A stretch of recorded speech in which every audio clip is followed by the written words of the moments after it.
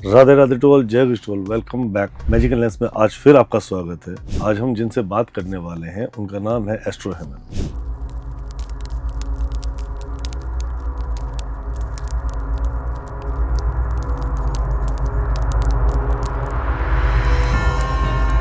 Astro हेमन sir, Radhe Radhe. Radhe Radhe जी।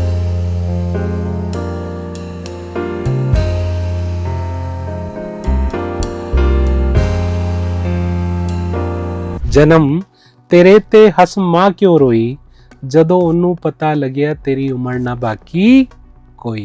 बुध 4 वाला बच्चा जब पैदा होता है और वो बुध 4th हाउस में कहीं ना कहीं खराब रिजल्ट दे रहा है, तो उस अवस्था में माँ की सेहत बच्चे के जन्म के बाद से ही खराब होने लग जाती। बुध को वैसे तो राजकुमार कहा गया है। बुध एक ऐसा ग्रह है जिसे हम लाल किताब में बोलते हैं बिन पैंदे का लोटा। जब सूर्य 12th हाउस में होता है तो ऐसा इंसान जो है ना, बहुत ज्यादा आलसी, अपने काम को टालने वाला होता है। मान लेते हैं कि सूर्य कहीं और बैठा होता, एक पे बैठता, हाँ, तो सूर्य की वैल्यू आ जाती 1 × 9। किसी का चंद्रमा 8th हाउस में जी, तो 8 × 8 64। तो मल्टीप्लाई बाई जो वैल्यू में ज्यादा आएगा वो आपकी कुंडली की ताकत निकल शायद फिर वो राहु ही हो। हर ग्रह का अपना अपना काम है, ठीक है, और हर ग्रह एक दूसरे से रिलेट होके चलता। तो राहु का काम क्या है? सोच समझ के, प्लानिंग से काम करना। ठीक है, क्योंकि राहु सोच है। हमारे दिमाग में आने वाले विचार, चाहे वो अच्छे हैं चाहे वो बुरे हैं। अब अगर अच्छे विचार आ रहे हैं तो राहु अच्छा है, और आपके विचार हमेशा ही बुरे आते हैं, गलत प्रवृत्ति में जाते हैं, क्रिमिनल माइंड जाता है, तो कहीं ना कहीं राहु डिस्टर्ब है। ये जो जगह है वो राहु की जगह है। ठीक है। और जो चोटी होती है वो होती है Jupiter.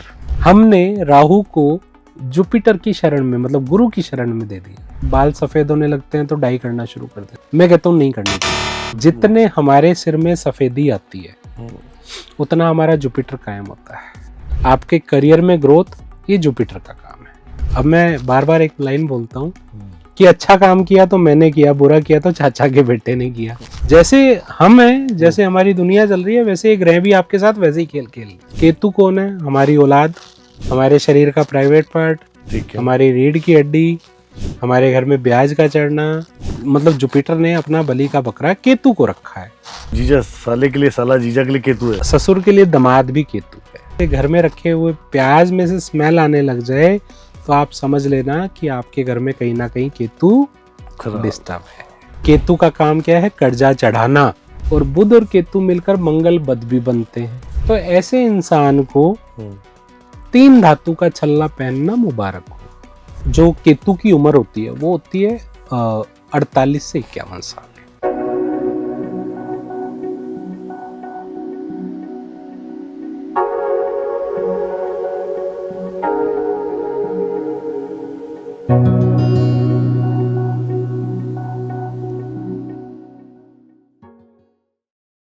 Radhe Radhe to all, जय wish to all, welcome back magical lens में। आज फिर आपका स्वागत है। आज हम जिनसे बात करने वाले हैं उनका नाम है एस्ट्रो हेमन। बहुत ही प्रसिद्ध लाल किताब विशेषज्ञ हैं। पहले भी आप इस चैनल पे उनको आप सुन चुके हैं। बहुत अमेजिंग तरीके से उन्होंने आपको पूरी कुंडली अपने हाथ पे बनाना सिखाया था। आज स्पेशली मैंने उनको इन्वाइट किया है क्योंकि मैं पिछले कुछ दिनों से इनके वेबिनार्स, इनकी फ्री क्लासेस, इनकी पेड क्लासेस में फॉलो कर रहा था इनको। तो वहाँ पर मैंने इनको देखा कि बहुत ही सटीक तरीके से प्रेडिक्शन, बहुत ही सटीक तरीके से ये जो बातें कह रहे थे बहुत ही सटीक लग रही थी। मतलब अगर उन्होंने किसी को ये बोला कि आप जिस घर में रहते हैं उसकी आगे जाके गली बंद हो जाती है, या आप जिसके जहाँ रहते हैं आपके घर के सामने वाला घर उजाड़ है, आप 3 भाई बहन हैं, या ऐसी कई बातें, आपके घर के पीछे ये है, आपके घर में ये चीज़ यहाँ पड़ी है। मतलब इतना फोकसली, इतना सटिकली बनाओ। सामने वाले बंदे, जब मैंने सुना जिन लोगों ने ये बातें कही हैं, और वो भी पब्लिकली, मतलब बहुत सारे लोग जहाँ बैठे थे, 100-500 लोग इनके वेबिनार में बैठे थे, 500 लोग के आसपास जो वेबिनार में बैठे थे, और वेबिनार में जब उन्होंने बात कही, राइट, तो इतना बड़ा, इतने बड़े प्लेटफॉर्म पे, इतने बड़े लोगों, इतने सारे लोगों के सामने अरे बात कहना और उसमें भी सामने वाला जब इसको आप बात बता रहे हो और वो हाँ बोल रहा था, इसका मतलब कहीं ना कहीं आपकी प्रिडिक्शन में वो बड़ी ही सटीकता है। वैसे ही इनकी पेड क्लास में मैं एक दो बार गया था, सर ने इनवाइट किया था मुझे वहाँ पर, और जब मैं उस पेड क्लास में था, जब वो सर सूत्र पढ़ा रहे थे या सूत्र बात कर रहे थे, या मतलब जो इन चीज़ों को समझा रहे थे, वहाँ बैठा हर एक स्टूडेंट था, जो वहाँ बैठा हुआ जो हर एक स्टूडेंट था, वो अपने आप में एक आश्चर्यचकित मुद्रा में था।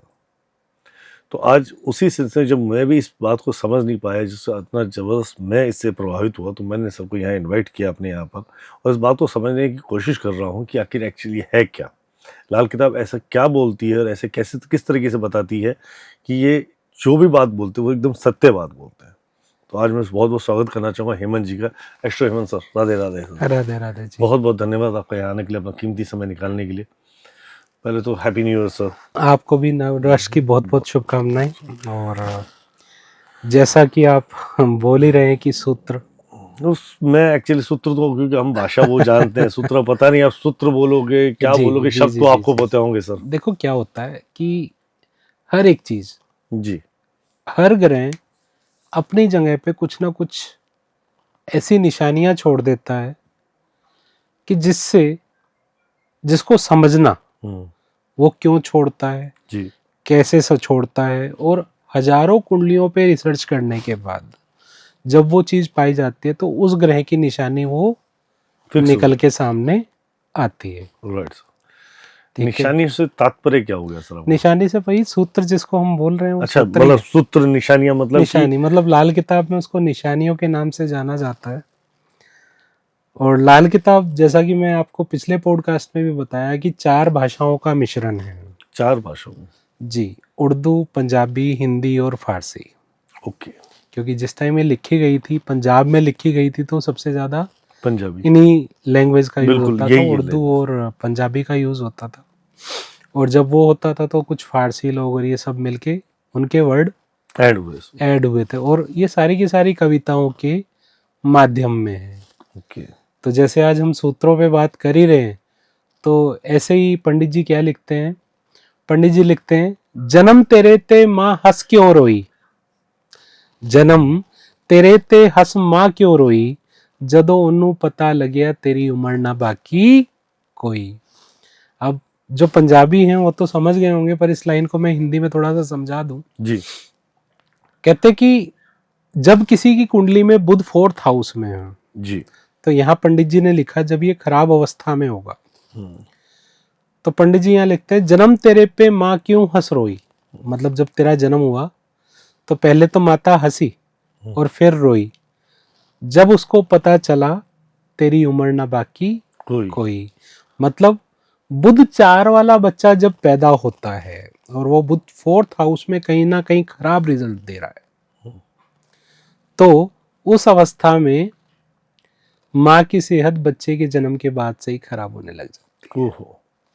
ठीक है, तो सबसे पहले ना, मतलब कहते ना, बुध को वैसे तो राजकुमार कहा गया है।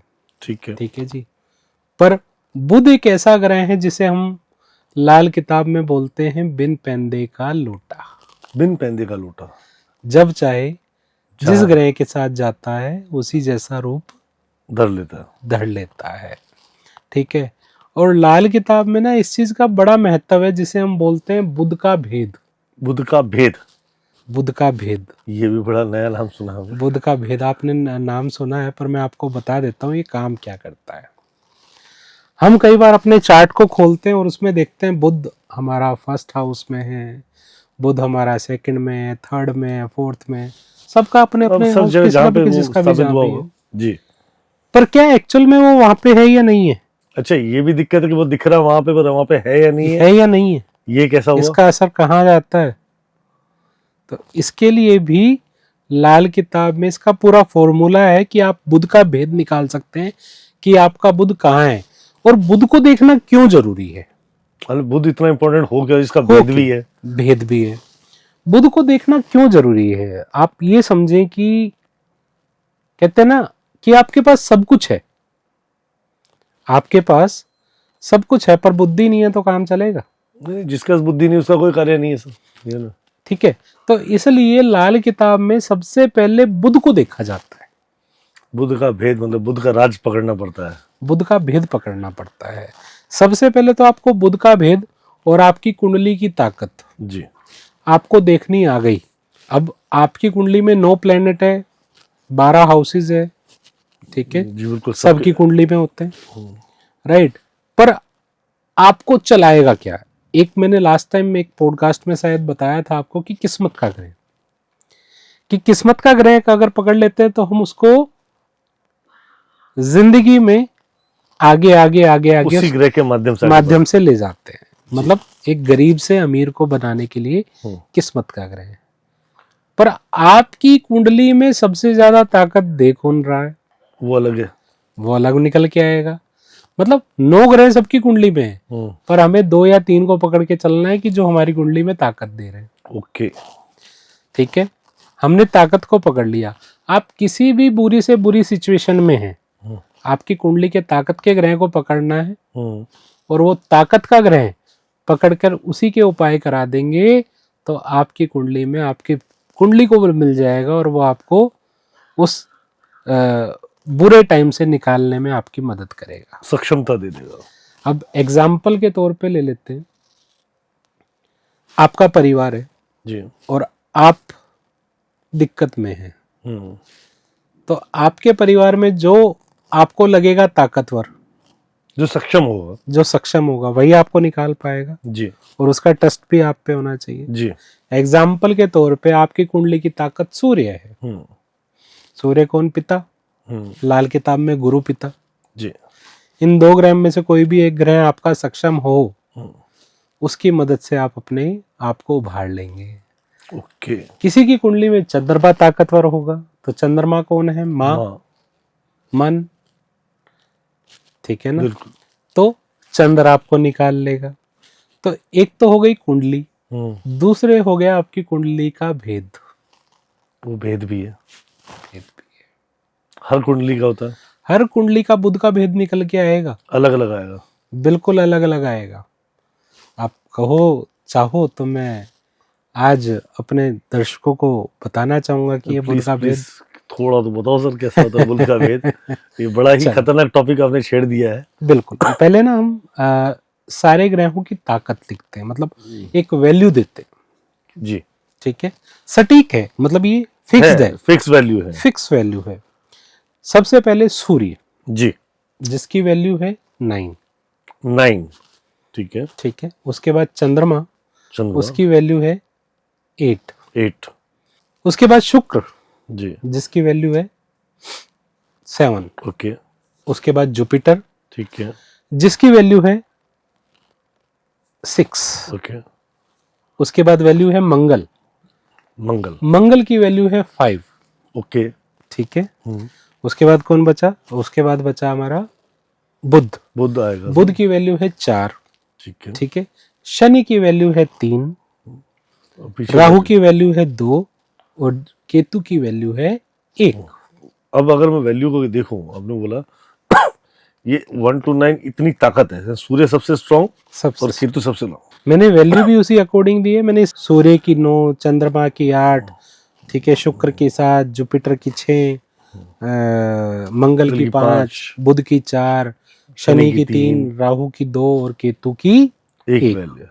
ये वैल्यू हो गई। इससे न्यूमरोलॉजिकल चार्ट जो होता है वो अलग चीज है, ये अलग वैल्यू है। इसमें कुछ भी नहीं है। आज मैं आपको इस 1.5 घंटे में बहुत कुछ बताने वाला हूँ कि लाल किताब ही क्यों, और जब आपने सटीकता की बात बोली वो क्यों, लाल किताब से सटीकता क्यों, ठीक है, आज आपको उसी के ऊपर बताने वाला हूँ जी। तो जैसे मैंने आपको ये 9 वैल्यू बताई, आप अपनी एक सभी लोग अपनी कुंडली खोल सकते हैं। जो भी दर्शक इस प्रोग्राम को देख रहे हैं तो अपनी कुंडली देखेंगे। आपको सिर्फ ये देखना कि आपका ग्रह कौन सा किस हाउस में बैठा है। लाल किताब कुंडली खोलनी है, कोई भी कुंडली, लगन कुंडली खोलो। हमें सिर्फ हाउस तो पता है ना कि 1, 2, 3, 4, 5, 6, 7, 8, 9, 10, 11 और 12 एंटी क्लॉकवाइज 12 हाउस लिखे, 12 हाउस। ठीक है। हमारा में आप स्क्रीन पे भी देख रहे होंगे, जो कुंडली आपके सामने दिख रही है उसमें 12 घर बने हुए हैं, जिस तरह नंबर लिखे हैं उस तरह नंबर लग के अपने अपने ग्रह जहाँ पे आपकी एक्चुअल लगल कुंडली में वहां स्थापित कर लो। जी सर। ठीक है जी। तो जब आपने ग्रह आपके बैठे हुए हैं, अगर जी। एग्जाम्पल आपका सूर्य बैठा है 12वें घर में, ठीक है। तो सूर्य की वैल्यू क्या थी? 9। 9 इंटू 12। 9 इंटू 12 12 9 108। ठीक है। और आपका बुध भी बैठा है कहाँ पे? 12 में। 12th में ही। तो ठीक है। 12 पंजे 60। केतु भी बैठा आपका 12th हाउस में, 12 इंटू 1 मतलब 12। ठीक है। और आपका गुरु भी बैठा है 12वें घर में। सर सारे प्लेनेट एक जगह बिठा दो। सुन लो ना, एक एग्जाम्पल, एक कुंडली का एग्जाम्पल दे रहा हूँ। ठीक है। तो गुरु 6 इंटू 12 अच्छी 72 72।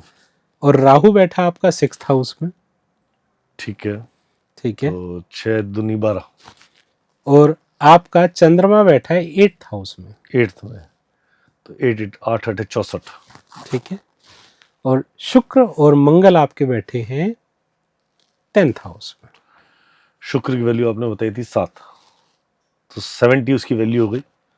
और मंगल की वैल्यू बताई 5, तो 50 उसकी वैल्यू हो गई। 50 उसकी वैल्यू होगी। ठीक है। अब जिसका भी टोटल सबसे ज्यादा आया है, ठीक है। वो आपकी कुंडली की ताकत है, वो ग्रह। अच्छा। एग्जाम्पल, मेरा सूर्य 12वें घर में है। ठीक है। ठीक है। तो 12 इंटू 9 9 108। 108 सबसे ज्यादा वैल्यू सूर्य सूर्य की। की। तो ये ग्रह जो है ना, मेरी किसी तरह भी मेरी कुंडली का ताकत है। ठीक है। ठीक है।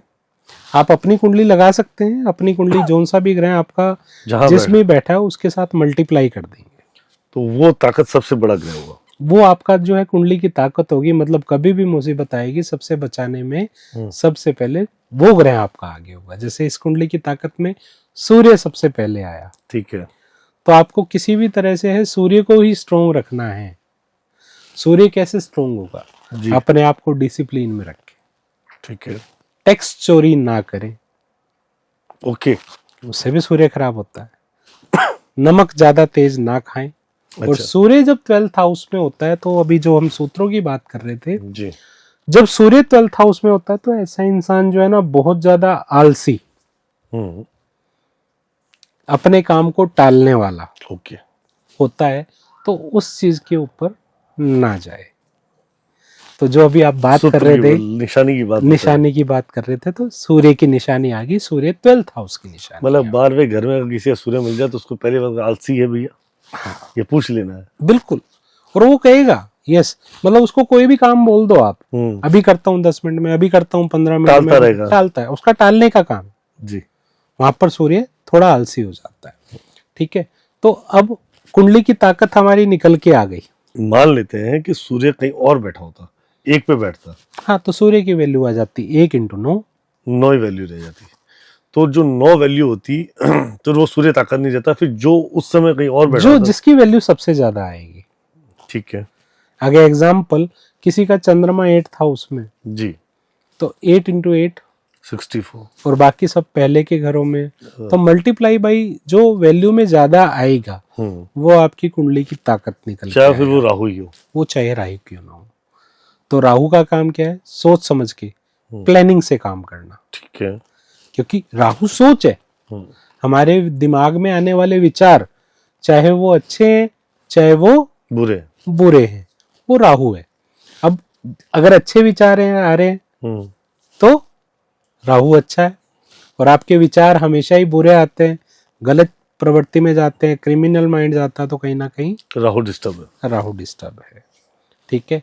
और हमारे कंठ से ऊपर जितनी भी बीमारियां हैं वो राहु से प्रभावित होती है। ठीक है। ठीक है। तो कुछ भी है तो राहु को हमें कंट्रोल करने के लिए जो एग्जाम्पल, एक तरीका मैं आपको बता दूं कि हम हिंदू या कोई भी, ज्यादातर आपने चोटी देखी होगी जी। ठीक है।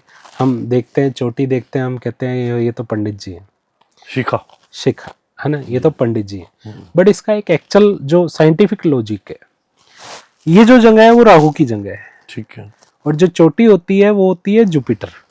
ओके। हमने राहु को जुपिटर की शरण में, मतलब गुरु की शरण में दे दिया। ठीक है। तो वो शांत हो जाएगा। तो क्या उसके लिए टकला होना जरूरी है, खाली शिखा बांध ले? शिखा बांध ले, एक थोड़ी सी लंबी शिखा करके बस और उसको बांध दिया जाए। हमारे इस जंगे के बाल उड़ना चोटी के, ये भी कहीं ना कहीं राहु की खराब होने की निशानी है। और एक चीज और मैं बता दूं, जिस तरह से हम मैक्सिमम क्या करते हैं, बाल सफेद होने लगते हैं तो डाई करना शुरू कर देते जी। हैं, ठीक है। मैं कहता हूँ नहीं करने चाहिए। तो जितने हमारे सिर में सफेदी आती है उतना हमारा जुपिटर कायम होता है। ओके। मतलब जुपिटर अच्छी पोजीशन का हो जाता है। और जुपिटर का काम क्या है? मान सम्मान देना, ठीक है ना। तो जुपिटर मान सम्मान, आपके करियर में ग्रोथ, ये जुपिटर का काम है। हर ग्रह का अपना अपना काम है, ठीक है। और हर ग्रह एक दूसरे से रिलेट होके चलता।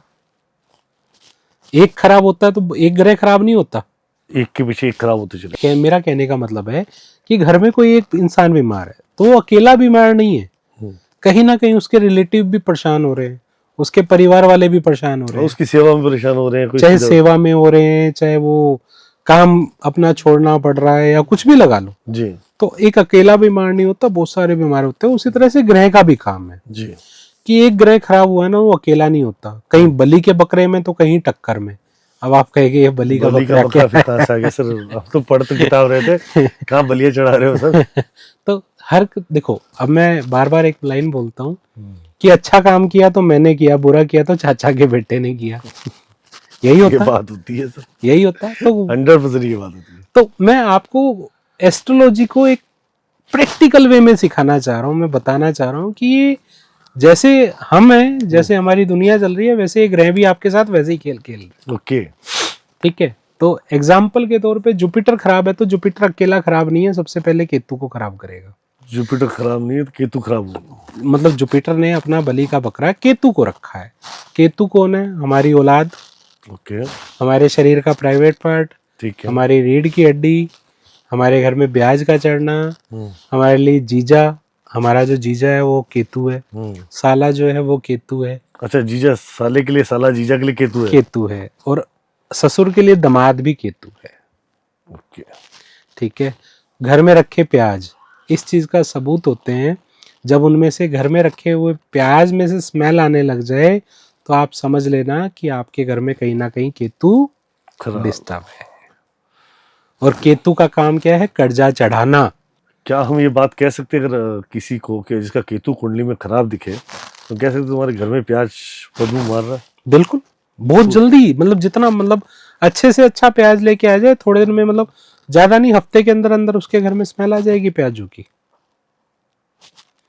तो ये एक ऐसी सटीक निशानी है, ऐसी सटीक मतलब आप कहते हैं ना प्रेडिक्शन सटीक कैसे आती है, तो वो इन्हीं चीजों से आती है। अब जैसे मैंने कुंडली की ताकत आपको बताई। जी सर। अभी हम बात कर रहे थे बुध का भेद कैसे निकालेंगे। हाँ, टॉपिक कहीं लंबा निकल गया सर। लंबा निकल गया क्योंकि ये टॉपिक ऐसा है, इसको जितना मर्जी करते जाओ एक एक चीज निकल के आती जाएगी और आप कहोगे यार कहाँ से कहाँ पहुंच गए। ठीक है। तो बुध का भेद अभी हम बात जो कर रहे थे, तो हमने जो टोटल वैल्यू निकाली थी उन सब का कैलकुलेट कर लेंगे। ठीक है। उन सब का कैलकुलेट कर लिया। सर यहाँ एक क्वेश्चन है जी, कैलकुलेट क्या करना? जो घर घर का कैलकुलेट होगा या फिर वैल्यू कैलकुलेट होगी प्लैनेट्स की? वैल्यू जो हमने कैलकुलेट बनाई थी, जैसे सूर्य की हमने 108 निकाली थी, चंद्रमा की 88, जो भी निकाली, वो जो वैल्यू हमने निकाली है उन सब सारे के सारे ग्रहों का टोटल कर लो। ठीक, डन। अलग अलग लिख लिया हम उसको, अलग अलग मतलब उन सब का टोटल कर लो। मैं समझा नहीं, जैसे सूर्य 108 और केतु 12 है, हाँ तो 12 और 108 120। हाँ, टोटल 1 से लेकर 9 ग्रह सारे, ठीक है, उन सब का टोटल किया, जो भी टोटल वैल्यू आई जी, डिवाइड बाय 9, डिवाइड बाय 9। ठीक है, उसकी रिमाइंडर वैल्यू निकाल लेंगे। ठीक है तो जो शेष वैल्यू आएगी, अब मान लो किसी की शेष वैल्यू आई 8, तो उसका बुध का भेद है चंद्रमा, उसका भेद का भेद है चंद्रमा। ठीक है। कहने का मतलब कि बुध जहां भी बैठा है वो वहां का असर ना देके चंद्रमा जहां बैठा है उसके साथ दे रहा होगा। बहुत सिंपल सा क्वेश्चन, सारे जितने प्लेनेट सबकी वैल्यू निकाली, जी, उसको डिवाइड किया 9 से, सिंगल डिजिट पे आएगा remainder value, remainder value single. शेष जिसको वैल्यू बोलते सर आप बोल रहे हैं कि जो रिमाइंडर आएगा वो आएगा हैं। देखो रिमाइंडर वैल्यू कैसे निकालनी है, पहले जैसे इसी जो बात कर लेते हैं सर। जो कुंडली मैंने आपको अभी बताई है, जैसे 4 ग्रह मैंने 12th हाउस में 12th बताए, हाउस में थे। 2 ग्रह मैंने आपको 10th हाउस में बताए, ठीक है, एक मैंने 8th में बताया और एक मैंने 6th में बताया। ठीक है जैसे सूर्य 12th हाउस में, जी, बुध 12th हाउस में, ठीक। केतु 12th हाउस में, गुरु 12th हाउस में। हम्म, ठीक है, इनकी जो वैल्यू आई, वैल्यू निकालेंगे। वैल्यू निकाल लिया ठीक पहले। है, और उसके बाद शुक्र और मंगल 10th हाउस में, ठीक उन है, दोनों ग्रहों की वैल्यू निकाली। ठीक है, चंद्र 8th हाउस में, उसकी वैल्यू निकाली, और राहु 6th हाउस में, उसकी वैल्यू निकाली। ठीक है, इन सब का जब टोटल करेंगे, टोटल अमाउंट आएगा, वो आएगा 469। Actual value 469। टोटल आएगा 469। ठीक है, ठीक है, 469 बाई डिवाइडेड 9। 469 divided by 9 45। ठीक है, ठीक है, उसके बाद जो इसका वैल्यू आएगा, इसका जो रिमाइंडर वैल्यू आएगा, 1 आएगा। एक कैसे आएगा सर?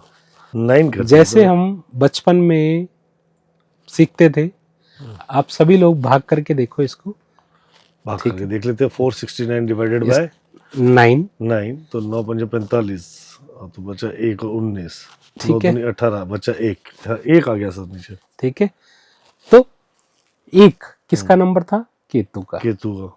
तो आपका बुध जहां पर है, वहां नहीं बोल रहा, जहां आपका केतु है वहां बोल रहा है।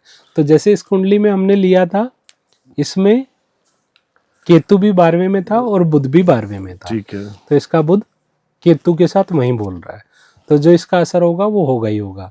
और बुध और केतु मिलकर मंगल बद भी बनते हैं। ओके। तो ऐसे इंसान को 3 धातु का छल्ला पहनना मुबारक होगा। कौन सी फिगर में? इंडेक्स फिंगर में डाले, जिसमें 4 ग्राम तांबा, 2 ग्राम चांदी और 1 ग्राम सोना हो, जिससे कि मंगल बद का असर भी बुरा हो, खत्म होगा। क्योंकि बुध और केतु मंगल बद बनाते हैं जी। और ये तो चलो इस कुंडली में तो दोनों एक जगह पे थे, तो इतना इफेक्ट नहीं आएगा, क्योंकि बुध वहीं पर है, पर वो इफेक्ट कर रहा है सबसे ज्यादा केतु को जी। और ये बात सच्चाई है। कभी भी आप कोई कुंडली देखना कि जब बुध और केतु दोनों में से एक ग्रह हमेशा खराब होगा। किसी का बुध खराब है तो केतु अच्छा होगा, और केतु खराब है तो बुध खराब होगा। अच्छा एक होगा, अच्छा होगा, एक खराब होगा, हमेशा। ये थंब रूल है। दोनों कभी भी इकट्ठे अच्छे हर कुंडली में, हर कुंडली में। सर केतु खराब होने के लक्षण क्या है? केतु खराब होने के लक्षण सबसे पहले कर्जा, औलाद, जो नर औलाद है वो केतु का कारक है, तो नर औलाद का ना होना। ठीक है, ठीक है, ये केतु खराब की निशानी है। घर में ब्याज चढ़ना। अच्छा, एक टाइम पे केतु आपको जो है ना ब्याज के काम में बहुत अच्छा मुनाफा दे देगा, पर अपनी उम्र में जब आएगा तो बिस्तर तक भी बिकवा देगा। कहते हैं ना, केत बिकवाए खेत। उस टाइम पर केतु आपका सब कुछ बिकवा भी देगा। ओके। जब उसकी दशा या उसकी उम्र आएगी, तो जो केतु की उम्र होती है वो होती है 48 से 51 साल, 48 to 51 साल। ठीक है, ठीक है, जो दशाएं आती हैं, महादशा हम देखते हैं, वो होती है मतलब 48 साल तक केतु अपने आप जाग जाता है। जैसे आपने कई पब्लिक को देखा होगा कि 45 साल की 46 साल की उम्र में जाकर बच्चे होते हैं। हाँ, वो तो देखे। तो वो जब केतु एक्टिवेट हुआ तब जाकर के वो बच्चा उसको हुआ। ठीक है, तो ये भी केतु बताता है कि अब आपका केतु अच्छा होना। कोई भी ग्रह है, केतु अच्छा होगा तो बुध खराब होगा, बुध खराब तो होगा। बुध क्या परेशानी कर रहा होगा? बुध व्यापार, बुध हमारा व्यापार है, बुध हमारे दांत है, बुध हमारी जबान है, बुध बहन, बुआ, बेटी, मासी, साली है। ये बुध को रिप्रेजेंट करता है। दोनों को अच्छा करने का कारण तरीका बताओ, क्योंकि आपने समस्या ऐसी खड़ी कर दी, गंभीर समस्या इतनी गंभीर कर दी। अगर केतु खराब है तो बच्चे खराब है, ठीक है, जीजा साला रिश्ते ये सारे बहुत सारी बता दी। बहुत सारे। इंसान देखता है कि यहाँ साले सच्चा रिश्ता, तो साली से क्यों झगड़ा करूं मैं? कहने का तात्पर्य इतना सा है सर जी कि केतु और बुध को बैलेंस कैसे किया जाए, बैलेंस क्योंकि कैसे हालांकि किया हम बात तुम सूत्रों पे कर रहे थे, बिल्कुल पर ये मुद्दा छिड़ गया तो इस बात को समझना पड़ेगा। बिल्कुल बिल्कुल बिल्कुल। इसको संभालने के लिए एक तरीका है, जी सर। एक ऐसा हलवा बनाएं जिसमें पानी की जगह दूध डालें। ठीक है। हलवा बना दिया, आधा कुत्ते को खिलाएं और आधा माँ दुर्गा के मंदिर में दे के आए। इस उपाय को 43 डेज तक रेगुलर करें। रोज हलवा बनाना है, उसमें 43 दिन पानी की जगह दूध डालना है। ठीक है, 43 दिन पहले तो कंटिन्यू बनाना है। जी पहली बात तो ये कंफर्म। जी पानी से नहीं बनाकर दूध से बनाना है। जी। जब वो बन जाए तो उससे पहले उसके बाद क्या करना है? आधा हिस्सा निकालेंगे, माँ दुर्गा के मंदिर में देंगे पहले माँ दुर्गा के मंदिर में जाएंगे और आधा बाहर कुत्तों को खिलाएंगे। ठीक है। अब माँ दुर्गा के मंदिर ना हो आसपास तो कोई भी माता का मंदिर चलेगा। ठीक है। एक चीज। दूसरी चीज, जी। कांच का हुक्का, कांच का हुक्का, उसमें गंगा जल भर के हम्म, अपने घर में रखे। खाली नहीं रखना, गंगा जल भर के रखना। गंगा जल ठीक है। उसको हमने रखना है, उसका यूज नहीं करना है। अच्छा, रखना है। ये बुध और केतु को दोनों को बैलेंस करने का एक तरीका है। ठीक है। सबसे अच्छा उपाय है, दोनों उपाय काम करते हैं। जिसमें दोनों ही चीजें बैलेंस हो गई, दोनों में से एक भी कर सकता है। दोनों चीजें भी कर सकते हो, दोनों में से एक भी कर सकते हो, ठीक है। पर ये दोनों चीजें बुध केतु को बैलेंस करने का तरीका है। ठीक है, दोनों बुरे प्रभाव नहीं देंगे, चाहे वो कुंडली में कहीं बैठा हो। ये दोनों चीजें बुध केतु को बैलेंस करेंगी। जी ठीक है। अब ये तो था 1 नंबर निकल के आया, जी। किसी का 2 नंबर निकल के आएगा तो उसका बुध का भेद राहु है। ठीक है। मतलब जिस घर में बुध बैठा हो, राहु बैठा होगा, बुध का रिजल्ट भी वहीं आ रहा होगा। अच्छा जी। ठीक है, पहले वहीं आएगा। ठीक है, तो बुध और राहु, बुद्धि तेज, बहुत बढ़िया है, कोई दिक्कत नहीं है। बढ़िया दोस्त। बुध और राहु अच्छे होते हैं, जब भी इकट्ठे होंगे बहुत अच्छे हैं, दिमाग को इतना शातिर कर देंगे, मतलब हाजिर जवाब होगा बंदा। क्या बात है। ठीक है। बुध का भेद शनि निकल के आ गया, हम्म। तो शनि और बुध दोनों मित्र हैं, कोई प्रॉब्लम नहीं है, अच्छा रिजल्ट आएगा। अच्छा रिजल्ट आएगा। अगर बुध का भेद बुध ही आ गया तो बुद्धि तेज है ही है, चाहे वो बुरे घर में भी बैठा हो तो भी देगा रिजल्ट अच्छे रिजल्ट देगा। बुध का भेद मंगल निकल के आ गया तो मंगल बद हो गया, अच्छा। बुध और मंगल, मंगल बद, फिर काम खराब। फिर हालत खराब। फिर यहाँ पर 3 धातु का छल्ला काम आएगा। और यहाँ पर बरगद के पेड़ में दूध और चीनी मिलाकर जल देना मुबारक होगा। जो वहां पर मिट्टी गिल्ली होगी उसे अपने माथे पर लगाएं, सबसे अच्छा उपाय है। ठीक है। और यहां पर एक उपाय और कर सकते हैं, जब मंगल और बुध मंगल बद बना रहे हो, ऊंट सब जानते हैं, राजस्थान के तो जान है। ऊंट जो है वो मंगल बद का ही रूप है। अच्छा। हाँ जी। दूध की बनी बर्फी ऊंट को खिलाए। ठीक है। कितनी मात्रा? आपकी इच्छा के अनुसार। 1 किलो 100 किलो खिलाओ? 1 किलो खिला दो, अपने इच्छा के अनुसार खिलाओ, खिलाते रहो जब भी मौका मिले। इससे मंगल बद का जो बुरा प्रभाव है वो नहीं आएगा। दूसरा, बहुत सारे लोग कहेंगे यार राजस्थान में तो चलो ऊंट है, बाकी जगह विदेश वाले क्या करें या बाकी इंडिया वाले करें? ऑल ओवर इंडिया में तो ऊंट हर जगह अवेलेबिलिटीज नहीं है ना। और एक ऐसा व्यक्ति है जो आपके घर के आसपास हमेशा होता है। अच्छा, हर किसी के घर के आसपास होता है, वो होता है धोबी। धोबी तो होता है, सब जगह होता है। सब जगह होता है। अपने धोबी को खुश रखें, उसको दूध से बनी बर्फी खिलाएं। क्यों? क्योंकि जो धोबी होता है वो भी मंगलबद है। अच्छा, धोबी मंगलबद है। तो धोबी पे मंगलबद है या धोबी खुद ही मंगलबद है? धोबी को मंगलबद का रूप दिया गया है। अच्छा, धोबी जो कार्य कर रहे हैं वो मंगलबद का रूप। जी। तो उसे बर्फी खिलाएं। इसी तरह से बुध का भेद शुक्र निकल के आ गया, कोई दिक्कत नहीं है। अच्छा, मित्र है। मित्र है। बुध का भेद गुरु निकल गया, गुरु और बुध, जी, गुरु का पीला रंग जी, और बुध का हरा रंग। जी सर।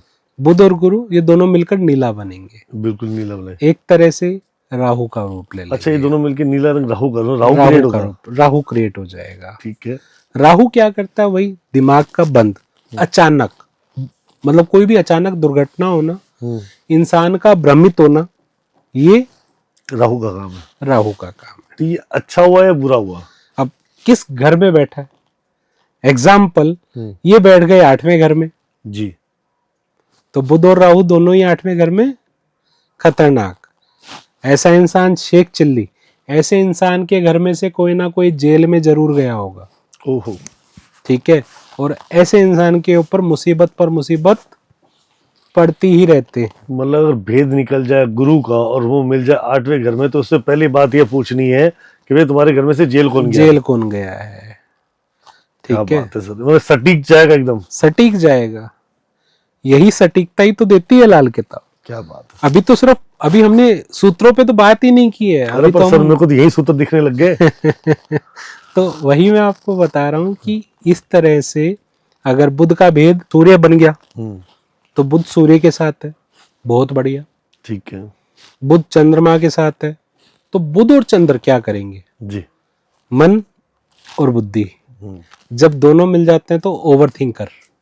ओके। और बुध और चंद्रमा चौथे घर में हो तो इंसान सुसाइड करने तक मजबूर हो जाता है।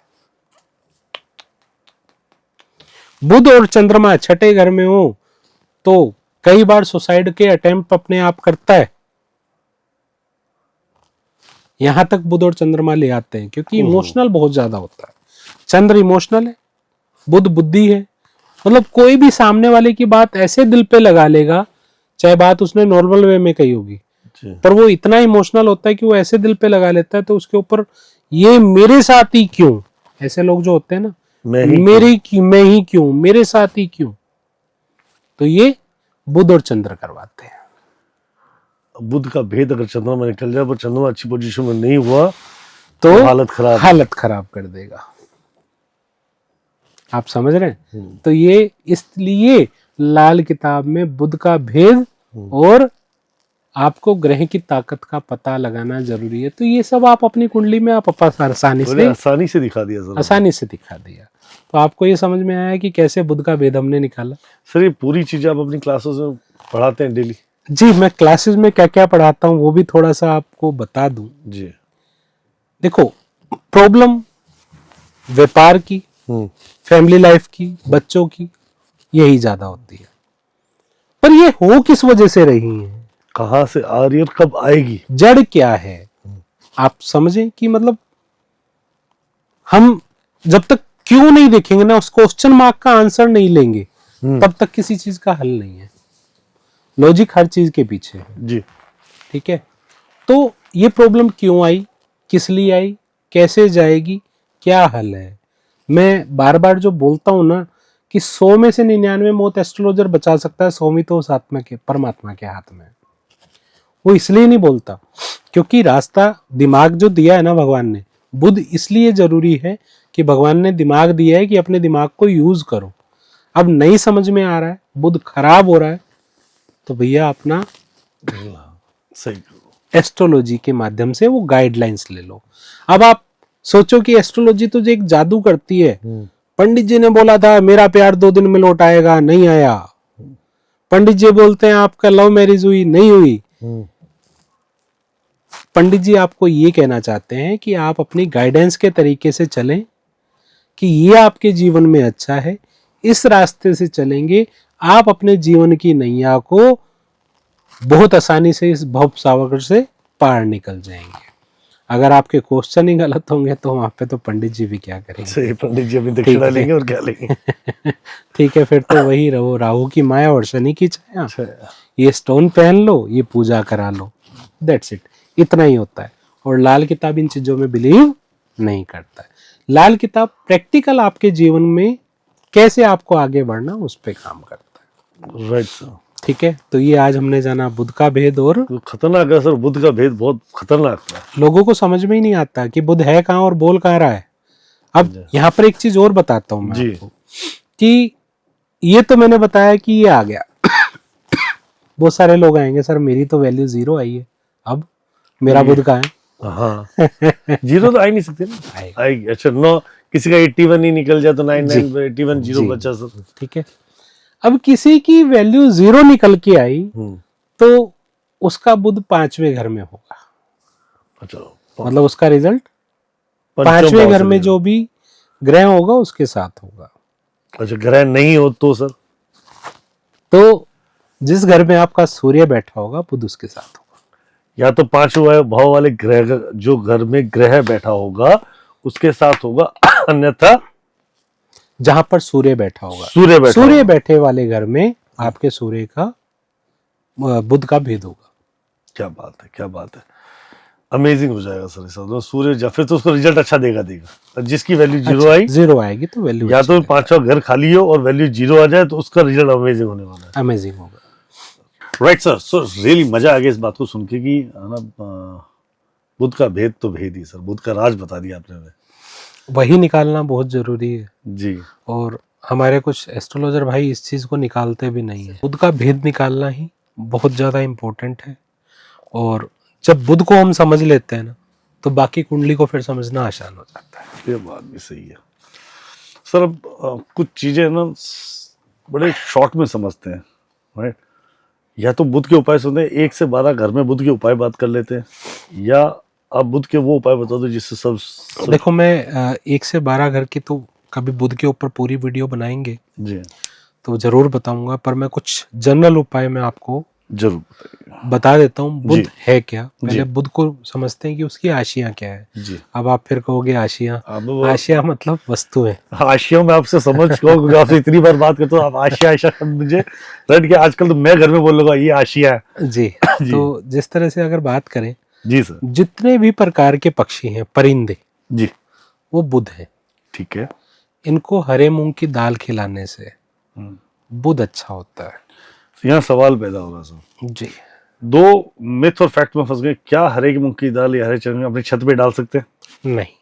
छत पे नहीं डाल। क्यों नहीं डालना चाहिए, उसका भी रीजन, जो हमारी छत है कुंडली की, मतलब जो हमारी घर की छत है वो कुंडली का 12वां घर है। ठीक है। ठीक है, और 12वें घर में हम बुध को पहुंचाएंगे तो हम अपने काम से ही विचलित हो जाएंगे। ठीक है। क्योंकि 12वां घर जो होता है वो आराम का घर होता है और 12वां घर नींद के लिए भी होता है। ठीक है। तो बुध को वहां पहुंचाने के बाद बुध वहां पर क्या है, आपके माइंड में एक इमेजिनेशन पैदा कर देगा कि मुझे तो आज ही करोड़पति बनना है, कैसे बनना है। तो उस चक्कर में नींद नहीं आएगी, और जब तक नींद नहीं आएगी इंसान रिलैक्स नहीं होगा, वो फिर ना हवाई ख्यालात ही रह जाएंगे कि करोड़पति बनना है, पर वो बन नहीं पाएगा। क्योंकि 12वां घर राहु का पक्का घर है। अच्छा। बुध वहां पहुंचा दिया। ठीक है। तो और गुरु का भी घर है 12वां, तो फिर वही कंजक्शन बन जाएगा, दिक्कत आएगी। ठीक है। अब इसको दाल को डालने का तरीका भी होता है। जी बता दीजिए। कांच का बर्तन, ठीक है। उसमें हरे मूंग की दाल भिगोनी है। ठीक है। कांच क्या है, बुध है। कांच भी बुध है। कांच भी बुध है। उसमें जो जल है वो चंद्रमा है। ठीक है। ठीक है। और चंद्रमा की मदद लेके, मतलब चंद्रमा से हरे मूंग जो है वो भी बुध है। ठीक है। चंद्रमा की मदद ली और सुबह पक्षियों को बुध की वस्तु बुध को हमने दे दी, तो उससे बुध अच्छा होता है। ठीक है। अब आ जाते हैं हम हमारे शरीर पे। जी। दांत हमारे बुध है। ठीक है। आगे के 3 दांत झड़ने शुरू हो जाए तो समझ लो बुध खराब हो रहा है। ठीक है। जबान में तुतलाहट आनी शुरू हो जाए, समझ लो बुध खराब हो रहा है। ठीक है। हमारी नाक की ये गोलाई जो है, जी, टॉप ऑफ द नोज, ये भी बुध है। ठीक है। अब बुध को फिर किससे शांत कर सकते हैं? एक बेटी को माँ ही जल्दी अच्छे से समझा पाती है। एक बेटी को माँ अच्छे से समझा पाती है बजाय दूसरे के। तो माँ कौन है? चंद्र। जी। चांदी क्या है? चंद्र। नोज की ये टॉप को बुध को पेंचर कर दो चांदी के थ्रू। अच्छा, चांदी की चल रही थ्रू। ठीक है। तो उसको अपने नाक में डालो, चाहे मेल हो फीमेल हो, बुध अच्छा होना शुरू हो जाएगा। अब कई लोगों की आदत होती है, जैसे अभी हम बुध छत पे बात कर रहे थे मूंग दाल डालने की, तो इमेजिनेशन हो रही है मल्टीपल। फिर इंसान जो है ना मल्टीपल टास्किंग भी हो जाता है। मैं ये भी कर लूँ, मैं ऐसे भी कर लूँ, मैं वहां से भी कर लूँ, ऐसे भी आ जाएगा, मेरे को यहाँ से भी पैसा आएगा, मेरे को वहां से भी आएगा। पर होता क्या है, वो सिर्फ हवाई ख्यालात रह जाते हैं। तो यहाँ पर आपका एक तो फोकस क्लियर हो जाएगा। अगर बात करें, आप लोगों ने भी बचपन में देखा होगा कि बैल की नकेल करते थे। क्यों करते थे? मुझे कि नहीं पता। वो जो बैल है भटके नहीं, उसका फोकस क्लियर हो, उसको क्या करना है। ठीक है। तो इसीलिए एक तरह से वो नकेल हो गई, हमारा बुध पेंचर हो गया थ्रू चंद्र, तो वो हमारा दिमाग भटकेगा नहीं, हमारा फोकस क्लियर हो जाएगा, हमारी जिंदगी में एम क्लियर हो जाएगा कि हमें जिंदगी में करना क्या है। ठीक है। तो ये बुध का एक और अच्छा उपाय है। तीसरी चीज, लाल किताब में माँ दुर्गा को बुध कहा गया है। ओके। माँ दुर्गा की उपासना करने से भी बुध अच्छा। अच्छा होता है। ठीक है। फोर्थ एक चीज मैं बता रहा हूं, बुध जब अष्टम हाउस में हो, 8th हाउस में हो, तो बुध वहां पे ना पागलों जैसी हरकत करवाता है। पागलों वाली बातों से सर मैं समझा नहीं, कैसे वाली? मतलब कि अंडा पहले आई कि मुर्गी पहले आई, आदमी मरने के बाद कहाँ जाता है, इस तरह की बातें जो है मतलब अनलॉजिकल बहस करने के मुद्दे ढूंढेगा, बिल्कुल ढूंढेगा। और वो मतलब बात बात पे अच्छा, और बुध यहाँ पर अच्छा हो तो इंसान को अच्छा रिसर्चर भी बनाता है। ओके। जितने भी आप रिसर्च वाले देखोगे वो बुध 8 वाले भी होते हैं, पर बुध यहाँ पर खराब रिजल्ट दे रहा है तो ये आपको इस तरह की पागल भी बना देगा। तो यहाँ पर क्या है, यहाँ पर बुध 8 को माँ काली की जीवा कहा गया है, और यहाँ पर इंसान को ये बेऔलाद भी रख देता है अगर खराब हो तो। ओके। अच्छा हो तो रिसर्चर भी बनाता है, सब कुछ देता है, पर खराब हो तो बेऔलाद भी रख देता है। तो ऐसे इंसान के लिए 2 उपाय बता देता हूँ। एक तो जो अखरोट होते हैं ना, अखरोट जी, साबुत अखरोट, 8 अखरोट हर बुधवार माँ दुर्गा के चरणों में रख के आए। ठीक है। ऐसा इंसान घर के मंदिर को ज्यादा ना हिलाए, एक बार जब फिक्स हो, और जब वर्षफल में आता है तो बिल्कुल ना हिलाए, जहां मंदिर है वहीं रहने दे। और ऐसा इंसान गिफ्ट में आए हुए लड्डू ना खाए। सर लड्डू भी बुध है? गोलाई बुध है ना जी। अच्छा जी। ठीक है, उसमें पीलापन गुरु का और मंगल का भी है, मीठा मंगल और पीलापन गुरु जी। ठीक है, तो एक कंजक्शन बन जाता है, राइट। तो जब बुध सप्तम में आता है तो आप देखना वर्षफल में, महीना कुंडली में, दिन कुंडली में, तो ऐसे इंसान को पेन जरूर मिलता है गिफ्ट में। पेन, यस, ये सूत्र आ गए फिर हम वापस पहले हमने एक्चुअली बात आज हमें सूत्रों पे करनी थी और हम बात पहुंच गए बुध के भेद पे। जी। तो एक तो निवेदन करूंगा सर, बहुत जल्दी आप सूत्रों पे बात करें जी, और भले नेक्स्ट सेशन बहुत जल्दी रखते हैं इस बात में। जल्दी क्या, 1-2 दिन में ही रख लेते हैं सर। जी सर। राइट। तो उस पे क्या है कि हम बात करेंगे कि निशानियां, और उस पे मैं आपको ऐसे हजारों सूत्र कि हर इंसान उस चीज को रिलेट करेगा कि यस, जो आपने बोला है वो मेरे साथ ऐसा हो रहा है। सटीकता आप जो बता रहे हैं, ठीक है। तो इससे भी मतलब आप बुध के भेद से भी बता ही रहा हूं कि ये निशानी होगी। और ऐसा इंसान अपने हिप्स के राइट साइड पर काला टीका लगाए, बुध 8 वाला।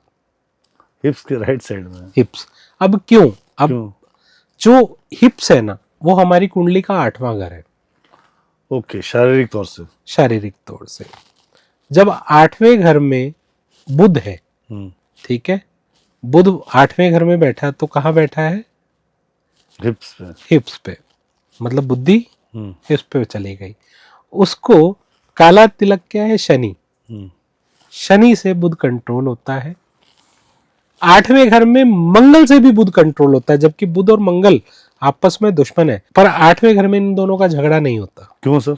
क्यों नहीं होता? क्योंकि 8वां घर मंगल का अपना है। अच्छा। और बुध क्या है? राजकुमार भी है, तो अपने घर आए दुश्मन को नहीं मारता है। तो कोई बात नहीं, वहां पे इनका झगड़ा नहीं होता। ठीक है। तो वहां पर हम मंगल से भी मदद दिला सकते हैं। शहद की जो कुज्जी होती है, जो दिवाली के टाइम पे छोटी छोटी मटकियां आती है, उसमें शहद भर के किसी वीरान जगह पे दबाएं। अच्छा, जिसका अष्टम भाव में बुध हो, उसको अगर अपने बुध को अच्छा करना है तो शहद का सिकोरा भर के जी, उसके ऊपर मिट्टी का ही ढक्कन रख के किसी वीरान जगह पे, क्योंकि 8वां घर वीरान भी है, शमशान भी है, मौत का घर भी कहा जाता है, शमशान में दबा सकते हैं। ठीक है। अब तीसरी चीज, जिनके पास पानी का ऑप्शन हो तो सबसे अच्छा उपाय है जी, यहाँ पर क्या है? तांबा कौन है?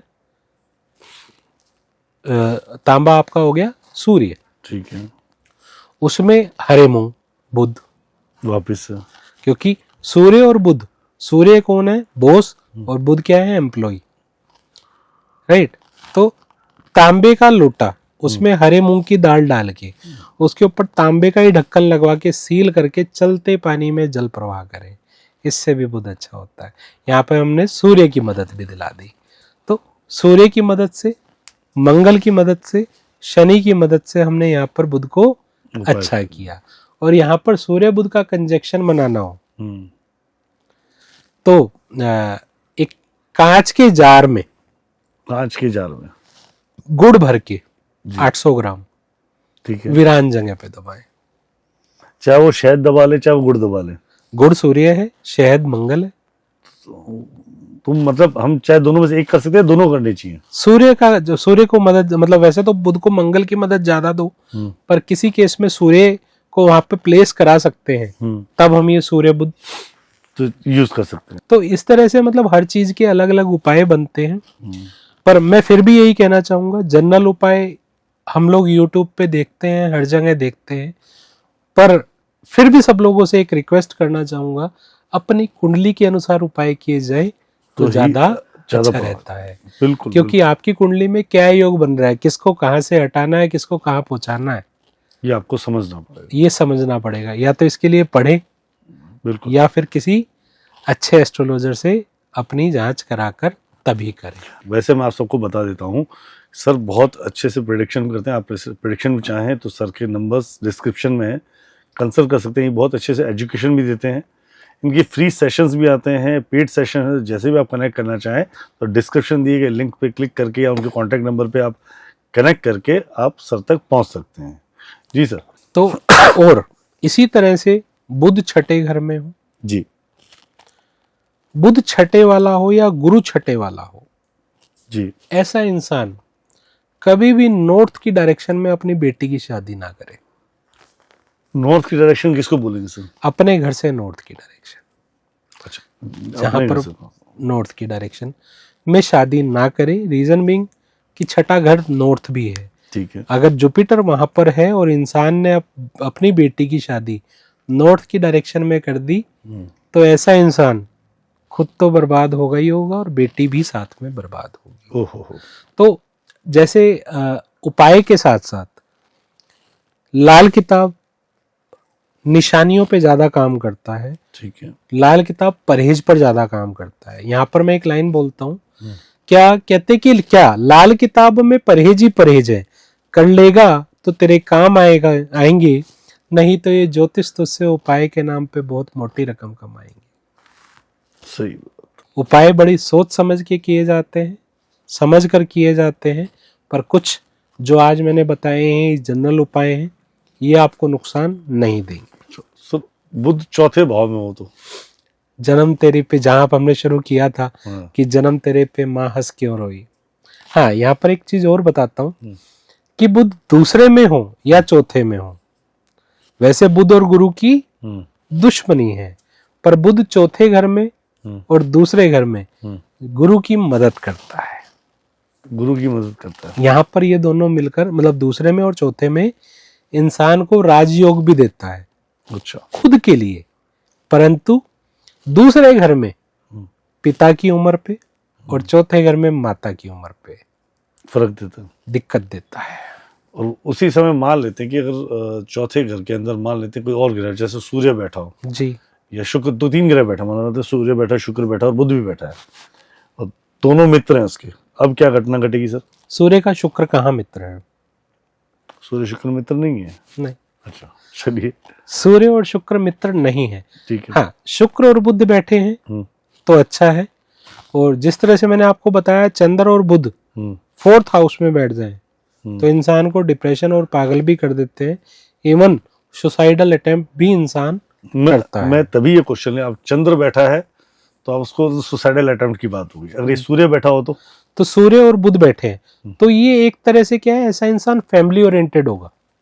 ओके, लाखों रुपए का काम हो, पर ऐसा इंसान लाखों रुपए का काम छोड़कर भी अपने पहले फैमिली की ओर अग्रसर होगा। परिवार को ज्यादा देखिए। परिवार को ज्यादा तवज्जो देगा, और ऐसे इंसान के गवर्नमेंट जॉब के योग भी बनते हैं। ओके। ठीक है जी। और बुध दूसरे घर में हो, तो बुध दूसरे घर में हम्म, किसी तरह से खराब हो रहा हो तो उसके पिता की उम्र 34 साल से ज्यादा नहीं होती, जातक की उम्र के 34 साल से ज्यादा। जातक की उम्र से, और जब तक जातक 34 साल में पहुंचेगा तब तो उसके पिताजी की जा चुके होंगे। और बहुत सारे लोग रिलेट करेंगे इससे। जी। किसी का बुध दूसरे घर में बैठा हो, कोई बहुत सारे नहीं भी करेंगे। क्यों? क्योंकि उसका बुध वहां पर अच्छा रिजल्ट, क्योंकि हर ग्रह अपने हर घर में अच्छा और बुरा दोनों रिजल्ट देते हैं। सर, पिता की उम्र के एक्चुअली सबसे कम कौन से ग्रह की वजह से और कौन से घर में होने से जाती है? देखो, पिता की उम्र बुध के सेकंड हाउस में होने से सबसे 34 जल्दी साल होती होगी, है। इससे कम में कहाँ? जुपिटर कहीं पे इंसान का खराब हो रहा हो तो बच्चे की जो पिता की उम्र है वो 16 साल, 21 साल, 8 साल। ओके। जुपिटर खराब कौन कौन से घरों में? जुपिटर के जो मंदे ग्रह हैं वो है छठा, 7वां और 10वां।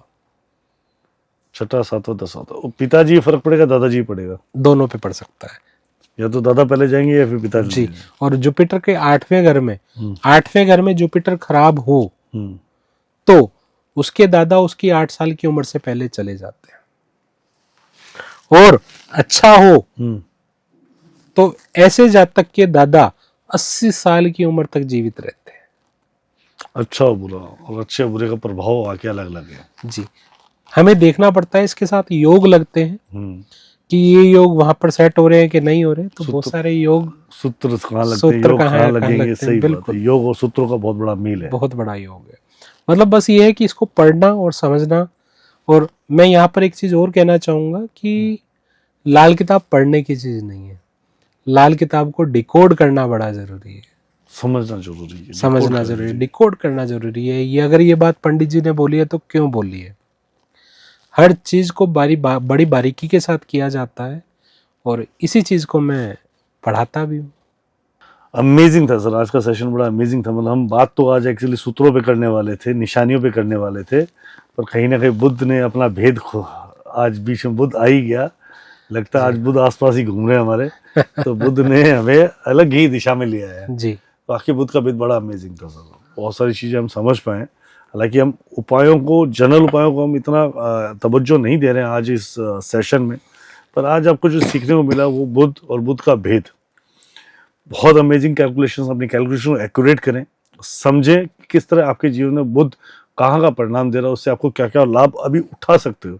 अगर बुद्ध अच्छी जगह पर है और आपको लाभ नहीं मिल रहे तो एक अच्छे एस्ट्रोलॉजर से कंसल्ट कर सकते हैं, आप हेमंत सर से कंसल्ट कर सकते हैं, ताकि आप अपने जीवन में वो सब पा सके जिसके आप हकदार हैं। Right Hemant sir, it's really amazing with you, it's really amazing. आज का सेशन बड़ा अमेजिंग है। तो मैं आपसे निवेदन करता हूँ कल परसों में जैसे भी आपको समय मिलता है आए और हम बात करते हैं निशानियों पे, ताकि हम इसको आगे बात कर सकें। Thank you. राधे राधे। जय श्री श्याम। बहुत बहुत शुक्रिया आपका। जय श्री श्याम।